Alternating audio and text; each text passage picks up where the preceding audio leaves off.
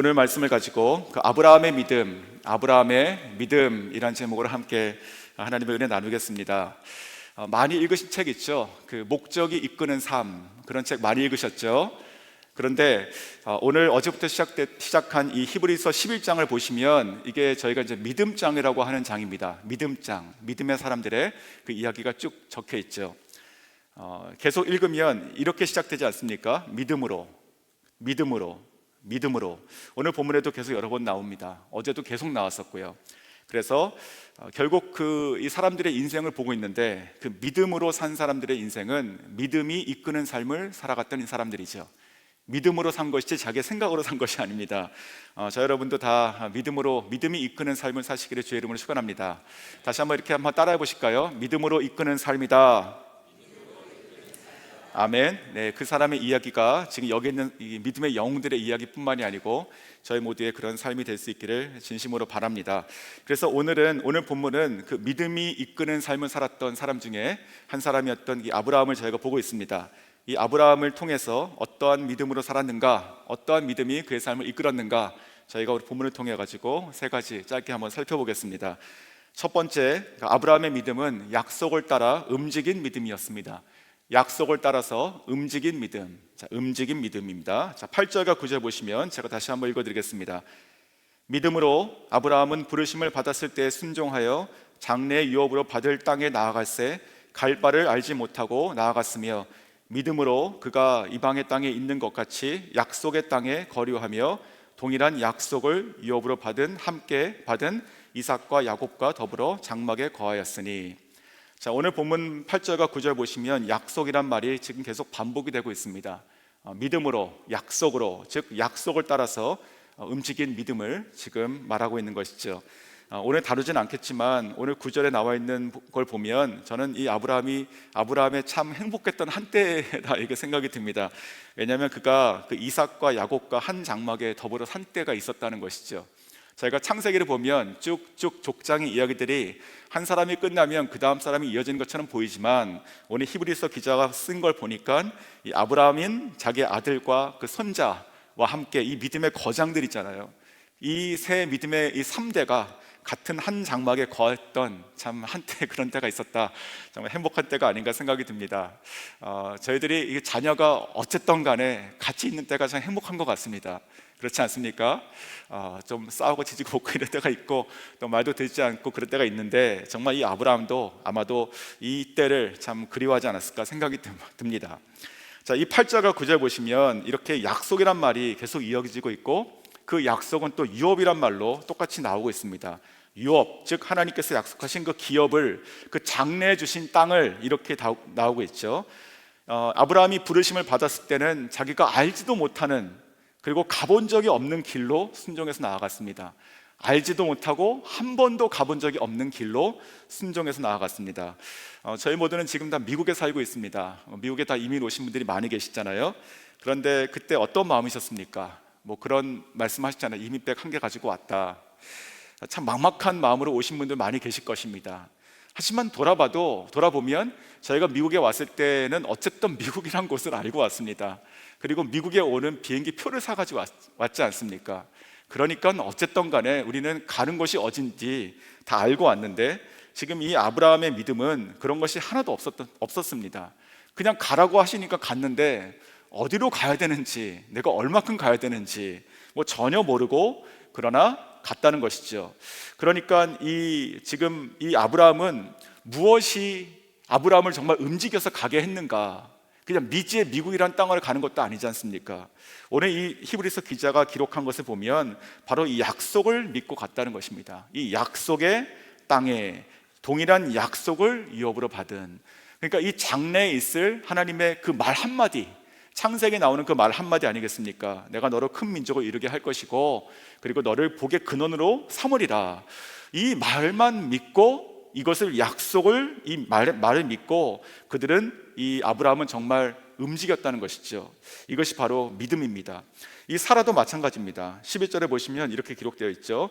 믿음으로 사라 자신도 나이가 많아 단산하였으나 잉태할 수 없는 힘을 얻었으니 이는 약속하신 이를 미쁘신 줄 알았습니다. 자, 미쁘시다. 믿을 수 있다, 이 뜻이지 아니겠습니까?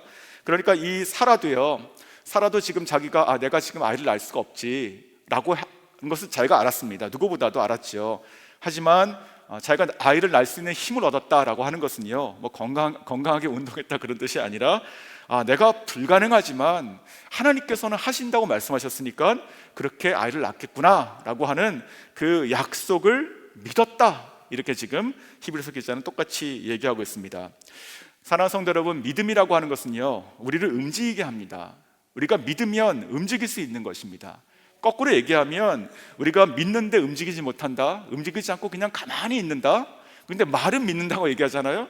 근데 아무것도 못하고 있어요. 보지 않으면 나가지 않는 것이죠. 뭐 확인이 돼야 되는 것이에요. 그러면 그것은 진정한 믿음이 되지 못할 것입니다. 1903년도의 이야기인데, 그 라이트 형제, 그 비행기를 만들었던 라이트 형제 이야기입니다. 이 지금 라이트 형제가 그 동력 비행기를 처음 만들었는데 그 이름이 이제 플라이어 1호이더라고요.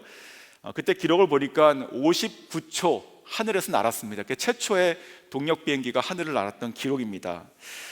그런데 그 당시에 이 비행기를 만들었던 사람은 라이트 형제뿐만이 아니었습니다. 비행기를 만들고 싶었던 사람, 그러니까 날 수 있다, 이것을 좀 실현해 보고 싶었던 사람, 그 중에서 이런 사람이 있었습니다. 그 당대 대표적인 물리학자였던 그 랭글리 박사라고 하는 사람이 있었고, 그 사람은 팀을 만들었고 정부의 지원을 받았었고요. 그리고 무려 17년 동안 사람이 날 수 있는 그 비행기라고 하는 것을 꿈꾸고 그것을 계속 연구하고 있었습니다. 17년 동안. 그런데 계속 그것을 빈번하게 계속 번번이 이렇게 실패했습니다. 나는 듯 떨어지고 그런 것이에요. 그래서 그때 그 당시 그 뉴욕 타임즈가 있었는데, 그 뉴욕 타임즈가 이 사람을 조롱하는 말을 이렇게 썼습니다. 하늘을 날려면 앞으로 1000년은 좋게 걸릴 것이다, 이렇게 조롱하는 말을 썼었습니다. 그런데 어떻게 그렇게 박사고 팀을 잃었고 정부의 지원을 받았고 그리고 10년이 넘게 연구했는데도 못했는데, 그 라이트 형제는요, 자전거포를 운영했던 사람이거든요. 자전거포, 이게 바퀴하고 뭐 끈하고 이게 동력 비슷한 것도 있죠. 근데 자전거포를 운영했던 이 두 형제가 어떻게 먼저 인류 최초의 그 동력 비행기를 만들 수 있었을까? 큰 차이가 있었는데 한 가지 연구가 있었습니다. 이 박사팀은 이렇게 배운 사람의 좀 그런 그 맹점이기도 한 것 같아요. 철저히 계획하고 그리고 모든 조건이 갖춰지면, 확인이 되면 그 다음 하나 더 나가는 것입니다. 이게 됐으니까 확인하고 그 다음 뭐 좋은 면이죠. 그런데 반면에 이 라이트 형제는요, 그 준비도 부족하고 그리고 뭐 전문성도 떨어지고 당연히, 그리고 뭔가 하려고 하는 그 실험 도구나 이런 것도 참으로 열악하고 뭐 갖춰지지 않았습니다. 그런데 이 사람들은 어떻게 했냐면 그냥 바로 비행 실험을 했다는 것입니다. 왜 그랬을까요? 오늘도 이 비행기는 날 수 있다라고 하는 꿈을 가진 것이죠. 오늘도 이 비행기는 날 거야 라고 하는 그런 막연한 무모한 꿈을 가지고 있었던 것입니다. 그래가지고 나중에 이제 59초 최초로 이제 비행이라고 할 수 있는 그 59초를 확인받고 이 라이트 형제가 인터뷰를 했는데 그때 이런 말을 했습니다. 꿈만 쫓는 바보여도 괜찮습니다. 그런데 꿈에 대한 믿음이 있는 사람은 절대 주저하지 않습니다. 그래서 그 꿈을 놓치지 않습니다. 이렇게 얘기했습니다. 사람이 자기 수준의 꿈을 꿔도, 그 꿈을 이루어진다는 어떤 그 꿈을 꿔도 움직입니다. 그렇죠? 이 라이트 형제는 4년 동안 계속 움직였어요. 계속 만들어가지고 실험하고 또 움직이고 또 움직였습니다. 자기 자신의 그 팔에다 붙이고 떨어지고 뭐 이런 그림 우리가 많이 보지 않았습니까? 하물며 살아계시고 천지를 만드시고 운행하시는 이 하나님의 꿈이 담겨있는 하나님의 말씀의 그 약속을 들은 사람은 어떻게 가만히 있을 수 있겠습니까? 그렇지 않습니까? 약속을 믿은 자, 하나님 말씀을 믿고 정말 이것은 하나님의 꿈이고 하나님의 약속이라고 믿는 자는 절대로 주저하고 가만히 이렇게 앉아있을 수가 없는 것입니다. 세상 사람이 볼 때는 진짜 바보 같은 사람, 혹은 정말 무모한 사람, 진짜 너무 멍청이 같은 사람일 수도 있어요. 하지만 이 약속을 따라서 움직이는 사람은요, 이 믿음의 사람은요, 이상하게 당당한 것이에요. 그리고 이상하게 정말 멋있습니다. 진짜 뭔가 일을 할 것 같아요. 그렇지 않습니까? 그리고 그 약속을 따라서 움직이는 사람은 이 약속의 이 시작이 자기의 생각과 꿈이 아니었기 때문에 하나님께서 반드시 그것을 이루시는 그 영광을 보게 된다는 것이죠. 저 여러분 다 그렇게 사셨으면 좋겠습니다. 그 예수님께서 베드로를 부르셨을 때도 마찬가지였습니다. 나를 따라와, 나를 따라와. 내가 너를 사람 낚는 어부가 되게 할 것이야. 무슨 말이지? 도대체 무슨 뜻인지? 라고 했지만 성경은 뭐라고 얘기합니까? 이 베드로가 그 말씀을 듣고 그냥 그 말씀을 그냥 취해버립니다. 그리고 가득 찬 배를 그냥 놔버리고 그냥 움직여버리는 것이죠. 그냥 무모한 따라가는 것이 아니겠습니까? 뭐 처도 있지 않았습니까? 근데 정말 무모할 정도로 그냥 주님 따라가게 됩니다. 성경에는요, 성경에 나와 있는 그 믿음의 사람들은요, 다 움직이는 사람들이었습니다. 한 사람도 자기 오피스에 그냥 책상에 가만히 앉아가지고 그냥 기도만 하고 그냥 될 것이야 라고 하는 그런 주문 외우듯이 그렇게 산 사람 아무도 없습니다. 성경 누굴 봐도 그렇습니다. 오늘 아브라함도 마찬가지고 모세도 그렇고요. 얼마나 움직였습니까? 모세는요.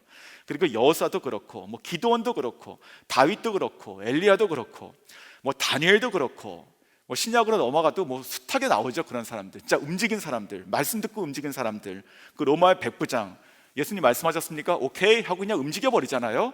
그리고 바디메오 오라 하신다 그러니까 네 하고 벗고 가잖아요. 그러니까 이런 식으로 이 믿음이라고 하는 것은요, 그 약속의 말씀을 받은 사람은 그것을 반드시 움직인다. 저 여러분도요, 오늘 이 처음에 나왔던 이 첫 부분처럼 이 아브라함처럼 정말 우리가 하나님 말씀을 믿는다면, 그 약속을 가졌다면, 그러면 주저하지 않고 움직이신 저 여러분 될 수 있기를 원합니다. 자, 두 번째는요, 이 아브라함 믿음 두 번째는 무엇이냐? 본향을 바라본 나그네 믿음을 가졌다. 그 본향을 바라본 나그네의 믿음을 가졌다.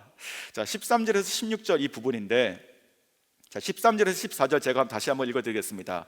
사람들은 그 믿음을 따라 죽었으며, 이 사람들은 그 믿음을 따라 죽었으며 약속을 받지 못하였을 때 그것들을 멀리서 보고 환영하며 또 땅에서는 외국인과 나그네임을 증언하였으니 그들이 이같이 말하는 것은 자기들이 본향 찾는 자임을 나타냄이라. 자, 본향 원래 내가 있어야 될 곳이잖아요. 이 본향이라고 하는 말이 15절에도 또 나오고요, 그리고 16절에도 또 나옵니다. 그러니까 이 본향에 대한 얘기를 계속 하고 있죠. 그러니까 움직이는 이야기를 했습니다, 처음에는. 근데 그 움직이는 방향이 뭐냐? 바로 본향으로 가고 있는 그 움직임이었다는 것이고, 본향으로 가고 있을 때의 자기 자신은 누구였다? 바로 나그네였다, 이렇게 보는 것이죠. 나그네라고 하는 것은 제가 잘 아시는 거잖아요. 저희가 고향을 떠나 다른 곳에 잠시 머무는, 떠도는 이런 사람을 저희가 나그네다 이렇게 얘기합니다. 인생은 나그네일 길, 어디서 왔다가 어디로 가는가. 잘 아시네요. 네, 성경 말씀이 아니라 이것은 유행가 가사입니다. 하숙생. 그렇죠? 정말 그런 것 같습니다. 인생은 나그네 길, 정말 어디서 왔다가 어디로 가는가 내가 알지 못한다, 그렇게 얘기하는데 저희는 이제 아는 것이죠. 성경을 통해 가지고 어디서 왔는가 어디로 가는가 그걸 아는 사람이 이제 크리스찬들이잖아요. 근데 이와 같이 이 본향을 찾는 자들, 즉 나그네로 살아가는 그 마음을 지금 아브라함이 갖고 있죠. 이 본향이란 말이 16절과 15절에 지금 반복이 되고 있는데, 이 나그네라고 하는 것은요, 내가 지금 잠시 머물고 있지만 혹은 내가 오래 살고 있지만 여기가 내 집이 아니다, 그리고 내가 살 나의 터가 아니다. 나는 또다시 내가 어디론가 내가 움직여서 내가 갈 곳이 있다, 돌아갈 곳이 있다 라고 하는 것을 꼭 항상 알고 살아가는 사람이 이 나그네이겠죠. 오래 머문다 하더라도요, 그 본향이 아니면 그곳은 외국인의 마음이 되는 것이고 또 나그네가 되는 것입니다. 나그네를 좋아할 사람은 그래서 없습니다. 제가 말씀을 이렇게 묵상하다가 이 나그네라는 말이 저한테 좀 많이 다가왔습니다. 물론 저희가 다 나그네 인생을 사는데 그 말 뜻이 아니고요, 제가 선교지에서 이 나그네라는 것을 정말 절실하게 느꼈습니다. 절실하게. 저희들이 이제 어린 아이들 데리고 갔었잖아요. 그래서 거기서 10년이 넘는 시간 통해 가지고 같이 먹고 호흡하고 똑같이 생각하고 똑같이 보고 똑같은 환경에서 이렇게 살아갔습니다. 호흡하고. 저는 그것이 너무너무 좋았습니다. 정말 너무너무 좋았어요. 진짜 불편 이런 것들은 그냥 잠시 지나가는 것이고 너무너무 감사했습니다. 그리고 점점 제가 무슨 생각이 들었냐면, 그냥 이들이 나의 형제구나, 정말 나의 자매구나, 이런 생각이 들었고요. 그리고 나중에 이런 생각이 들었습니다. 섬기는 지체들을 만났을 때 그들을 보면서 하나도 이질감이 없었습니다. 자, 100% 하나도 외국인이라고 생각이 안 들었어요. 어떤 마음이 들었냐면 그냥 다 같은 사람, 즉 내가 보이는 대로 나도 그들하고 똑같다고 생각했습니다. 하나도 의심하지 않았어요. 그래가지고 어떤 제가 진짜 충격적인, 제 나름대로 굉장히 그런 순간이 뭐였냐면, 한 10년이 지나고 나서 제 거울을 봤는데 제가 깜짝 놀랐습니다. 왜 놀랐는지 아십니까? 내가 한국인인 거예요. 내가 한국인. 이런 경험 진짜 저도 충격이었습니다. 저는 진짜로 물론 제가 캄보디아 사람은 아니죠. 근데 내가 한국인이었지, 맞아, 내가 외국인이지 라고 하는 생각이 진짜 들면서 제가 되게 낯설었었습니다. 근데 제가 그때 그렇게 깨달았어요. 내가 아무리 이 땅에서 내 자신이 내가 섬기고 있는 그 지체들하고 내가 똑같다라고 내가 생각하고 착각하고 산다 하더라도 이 사람들이 나를 봤을 때는 처음부터 끝까지 한국 사람으로 바뀌었구나, 이런 생각이 들었습니다. 나그네구나, 이런 생각이 들었습니다. 정말 그렇지 않겠습니까? 출애굽기를 보면 이런 말이 나옵니다. 출애굽기 22장 21절에 보면, 너는 이방 나그네를 압제하지 말며 그들을 학대하지 말라. 너희도 애굽 땅에서 나그네였음이라. 자, 이 출애굽 백성에게 하나님께서 하신 말씀인데, 근데 이 애굽에서 얼마나 살았으면 이들이 그냥 나그네라고 동의할 수 있을까요? 애굽에서 이들이 몇 년 살았습니까? 대략 400년이요. 대략 400년. 자, 400년이라고 하면 미국 역사 통째로 갖다 넣어도 훨씬 긴 것이 아니겠습니까? 그렇죠? 그러니까 이 말을 들었던 사람들은요, 이게 갑자기 무슨 얘기지? 그냥 내가 여기서 태어났고, 우리 아버지 여기서 태어났고 돌아가셨고, 우리 할아버지 여기서 태어나셨고 돌아가셨고, 우리 할아버지 태어나셨고 돌아가셨으니까 그냥 여기서 낳고 교육받고 살아갔지 않았습니까? 그러니까 여기는 그냥 자기 땅 아니었을까요? 그런데 그것이 400년이라 하더라도 하나님께서 보실 때는 그 애굽에서 지냈던 이 이스라엘 백성에게 있어서는 그냥 그것은 너희들이 나그네로 살았던 것이야, 이렇게 얘기하는 것입니다. 그러니까 이게 1년이건 이게 100년이건 1000년이건 우리가 정말 거해야 되는 그 땅에 거하지 않고 살아가는 그 시간들은 그저 나그네일 뿐인 것이죠. 그래서 하나님께서는 그들을요 꺼내셔가지고 그 길 밖의 길로 꺼내셔가지고 광야로 내보내시죠. 그리고 그 광야를 통해가지고 나그네인 것을 다시 깨닫게 하시고, 결국은 그들이 들어가야 될 그 언약의 땅, 더 좋은 본향 가나안 땅으로 들어가게 하시는 것이 바로 출애굽기의 이야기인 것입니다. 자, 우리 모두가 다 이렇게 나그네 인생, 나그네의 그 정체성을 가지고 살아가고 있는 것입니다. 이 아브라함 자신도요, 그 출애굽기 23장 4절에 보시면 여기 지금 그 이삭이 태어나기 전에 이야기를 하고 있는데, 나중에 그 사라가 죽고 나서 그 사라의 그 장지를 이 아브라함이 구할 때 이야기입니다. 이렇게 얘기합니다. 그의 아들 구할 때 자신이 나그네로 살았다는 것을 말하는데, 성경 말씀 읽지 않겠습니다. 그리고 나서 그의 아들 그 야곱도 마찬가지예요. 그 야곱도 그 바로를 만났을 때, 그 요셉 이야기 끝이죠. 바로를 만났을 때 자기가 몇 살입니까 하니까 130살 이렇게 얘기하잖아요. 그때 뭐라고 얘기합니까? 그 나그네의 길, 험악했던 나그네의 길, 내 인생이 130년입니다 이렇게 얘기하죠. 그러니까 이 성경에 있는 이 믿음의 조상들은요, 보면은 자기 자신을 다 나그네라고 표현하고 있습니다. 그 다윗도 그런 표현했습니다. 조금 특이한 구절인데, 그 역대상 29장에 보면 그렇게 고백합니다. 그 성전을 봉헌할 때 그 얘기입니다. 그 세상에 있는 날이 그림자 같아 머무름이 없으며 인생이 나그네의 삶이다, 이렇게 다윗은 자기 자신을 이렇게 얘기하고 있습니다. 자, 그리고 또 결정적으로 예수님께서 말씀하시죠. 여우도 굴이 있고 공중의 새도 집이 있지만 인자는 머리 둘 곳이 없다, 이렇게 얘기하십니다. 즉 예수님도 그렇고 성경에 있는 모든 믿음의 사람들, 진짜 축복을 받아가지고 번창하고 정말 멋있게 살았던 모든 사람들도 사실은 그 마음속에 내가 이 땅에 속한 것이 아니고 진짜 나는 나그네구나 라고 하는 것을, 즉 본향을 바라보는 삶을 다 살아갔다는 것을 저희가 볼 수 있는 것이죠. 그래서 베드로전서 2장 11절에도 모든 성도들에게 얘기할 때, 사랑하는 자들아 거류민과 나그네 같은 너희들을 권한다, 이렇게 베드로는 이렇게 얘기하고 있습니다. 오늘 지금 15절과 16절에 보시면 이 두 가지 본향이 나옵니다. 15절과 16절 제가 다시 한번 읽어드리면, 그들이 나온 바 본향을 생각하였더라면 돌아갈 기회가 있었으려니와 그들이 이제는 더 나은 본향을 사모하니 곧 하늘에 있는 것이라. 즉 아브라함은 75년 동안 살았던 자기가 살았던 그 본향 갈대아 우르, 거기서 나온 바 본향, 그러니까 그 갈대아 우르를 얘기하는 것이고, 그러나 그는 더 나은 본향, 하나님께서 이끌어 가시는 그 언약의 땅, 그것을 향해서 갔다, 이렇게 얘기하는 것이죠. 그래서 15절에 보시면 그들이 나온 바 본향을 생각하였더라면 돌아갈 기회가 있었으려니와, 이렇게 되어 있죠. 즉 이 나그네 인생으로 살아가는 사람은요, 늘 그리워하는 것이 있습니다. 나온 바 본향, 그러니까 내가 익숙하고 나의 삶의 터전이 다 잡혀 있었던 곳, 내가 지금 이렇게 정처 없이 떠돌아다니는 거 말고 다시 그냥 돌아가면 그냥 거기서 그냥 편안하게 살 수 있잖아요.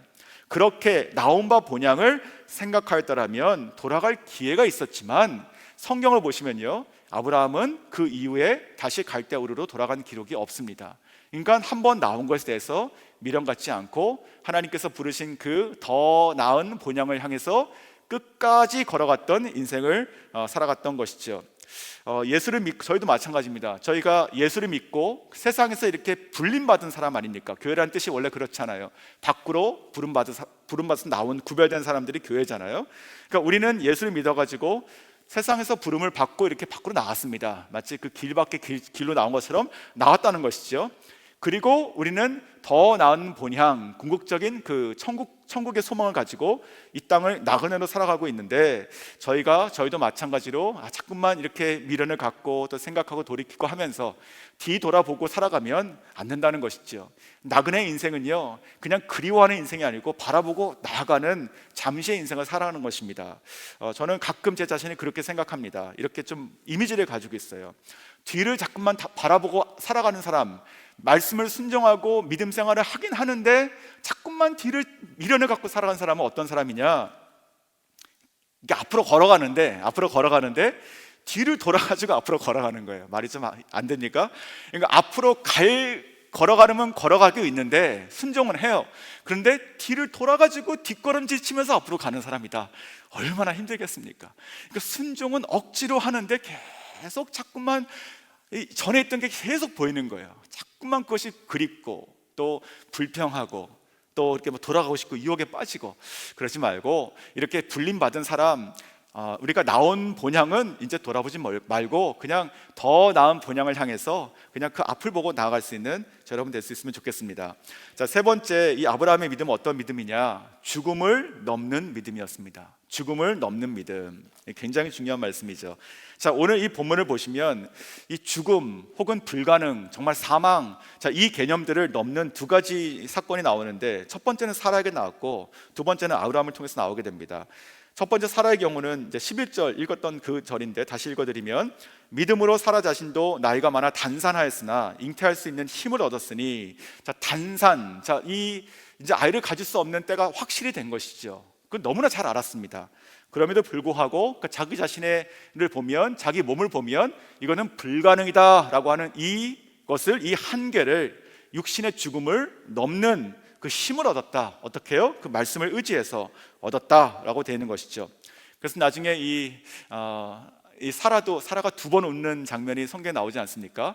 너희가 내년에 아이를 가질 거야 하니까 픽 웃잖아요. 나 못 가져, 이렇게 얘기하고. 근데 진짜 갖고 나서 이삭을 보고 안고 웃잖아요. 그래야지 이삭의 이름이 웃음이 되지 않습니까?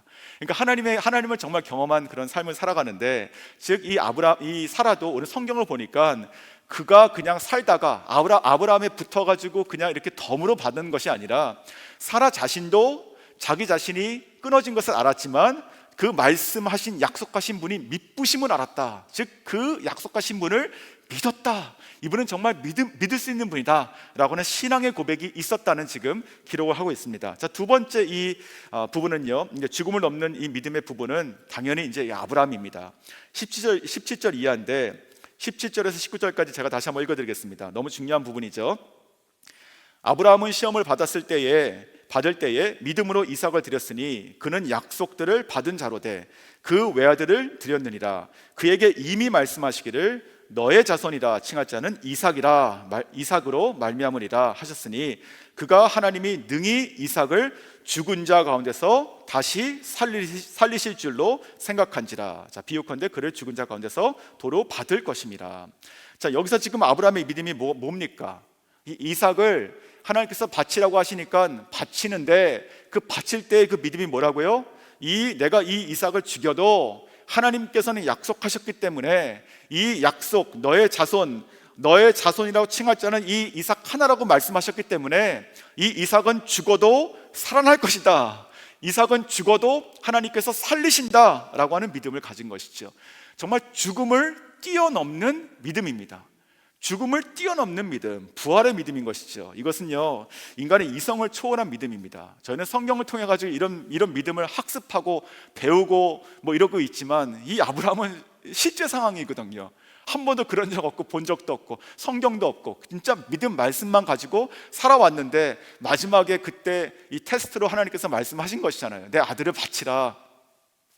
근데 그때 그냥 어떻게 했느냐, 그냥 이렇게 쇼를 하고 신용한 것이 아니라 정말 말씀하셨으니, 말씀하셔서 준 아들이니, 말씀하셨으니 내가 바치더라도 하나님께서 그 말씀하신 대로 이 아들은 살아날 것이다 라고 하는, 이 당시에 한 번도 보지 못했고 개념조차 없었던 그 부활의 신앙을 가지고 있었다는 기록인 것이죠. 놀라운 것입니다.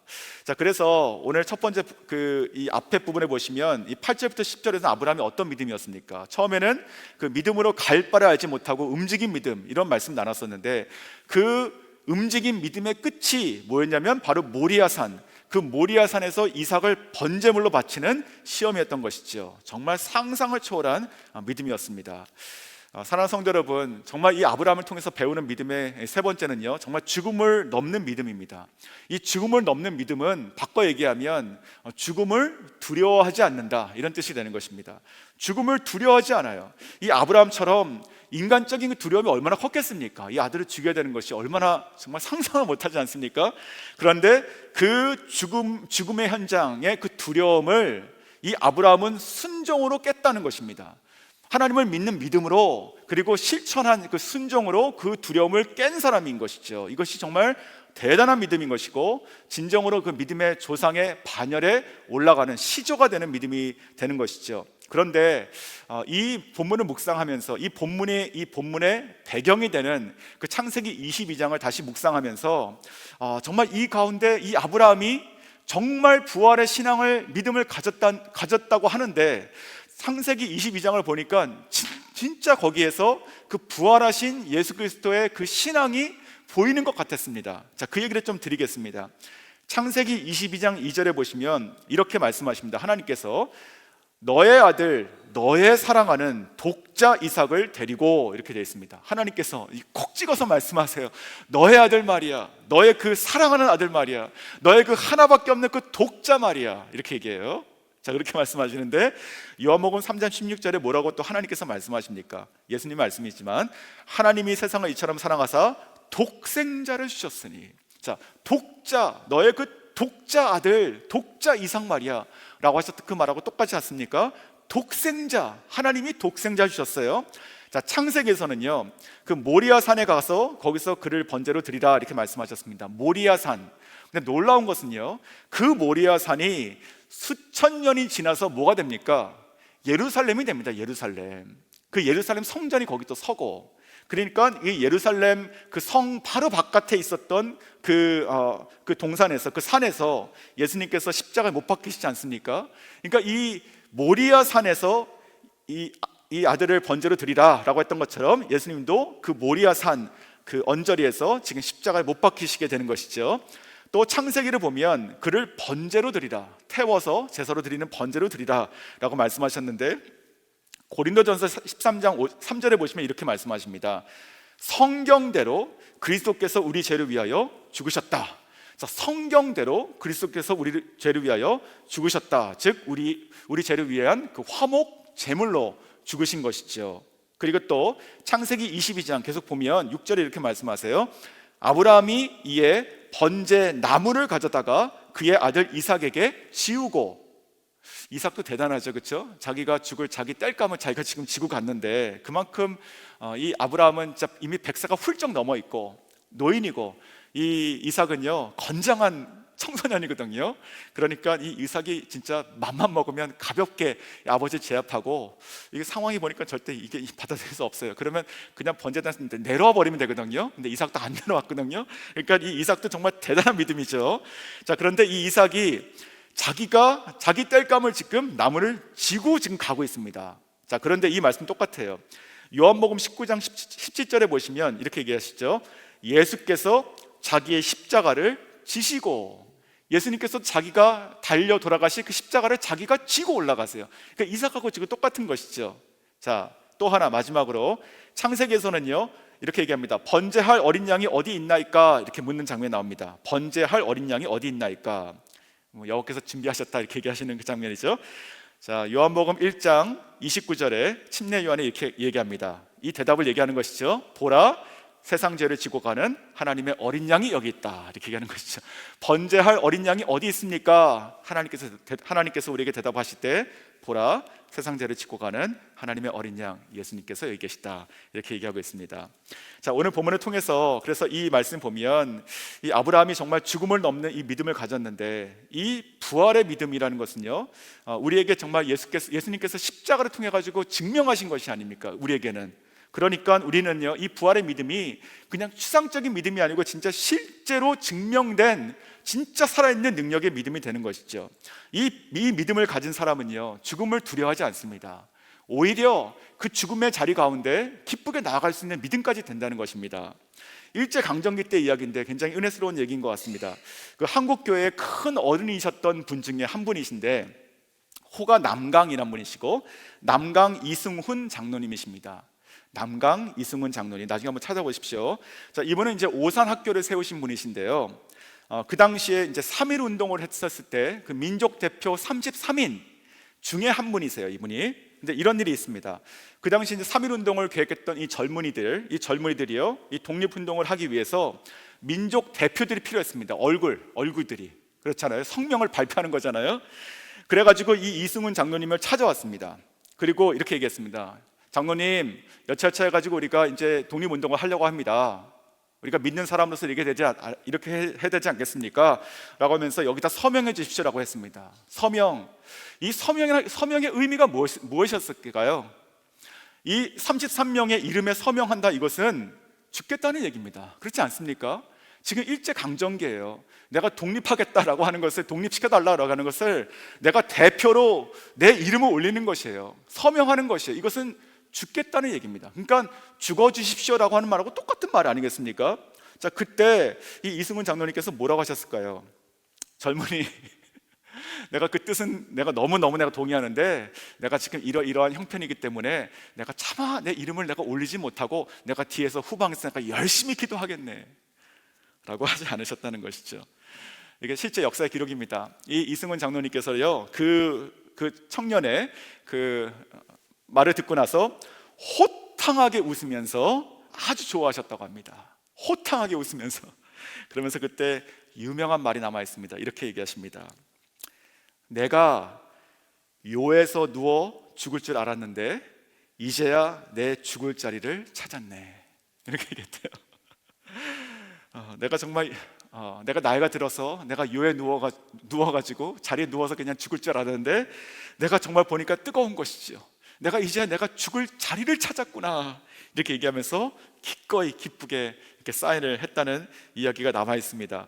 정말 이 믿음의 사람 대단하지 않습니까? 이 죽음을 넘는 믿음은요, 이 죽음을 두려워하지 않는 것, 그냥 막 이렇게 너무 힘겹게 이렇게 죽음을 싸워서 그저 극복하는 것이 아니라 그냥 훌쩍 넘어가는 것이죠. 내가 이제야 죽을 자리를 찾았네, 너무 기쁘네 하고 기쁘게 사인했다는 것입니다. 정말로 이 죽을 자리 넘는 믿음을 소유하는 저 여러분 될 수 있기 원합니다. 이 십자가의 승리를 바라보시면 저희가 죽음을 넘어갈 수 있다고 생각이 듭니다. 어떤 정말 유명한 목사님이신데 그분이 이런 솔직한 고백을 한 걸 들었습니다. 자기 인생 가운데 시편 23편처럼 정말 사망의 음침한 골짜기를 다녔던 것 같은 때가 너무나 많았다. 하지만 그때마다 자기는 진짜 십자가를 생각하며 다시 힘을 냈다는 얘기인데 이렇게 고백하더라고요. 내가 이까지 것 가지고 내가 절망하고 내가 죽고 싶다는 생각을 한다면 예수님께서 나를 위해서 십자가에서 돌아가셨겠는가, 그렇게 생각하면서 다시 힘을 냈다는 그런 말을 또 들은 적이 있습니다. 자, 말씀을 정리하겠습니다. 오늘 본문을 통해 가지고 이 아브라함, 정말 믿음이 이끄는 사람, 이 아브라함 봤는데, 이 아브라함의 믿음은요, 정말 약속을 따라서 움직인 믿음, 그리고 본향을 따라서 나그네 된 믿음, 마지막으로 정말 죽음을 넘는 부활의 믿음을 가지고 있었습니다. 십자가로 모든 것을 다 증명하시고 우리에게 밝히 보이셨습니다. 그러니 아브라함도 모르는 중에 할 수 있었다면 저희는 이미 모든 것을 알고 있기 때문에 하나도 주저하지 않고 갈등하지 않고 이 같은 믿음의 사람이 다 될 수 있다고 저는 믿습니다. 그와 같은 믿음의 결단을 가지고 주님을 기쁘시게 해드리는 저 여러분 되시길 주의 이름으로 축원합니다.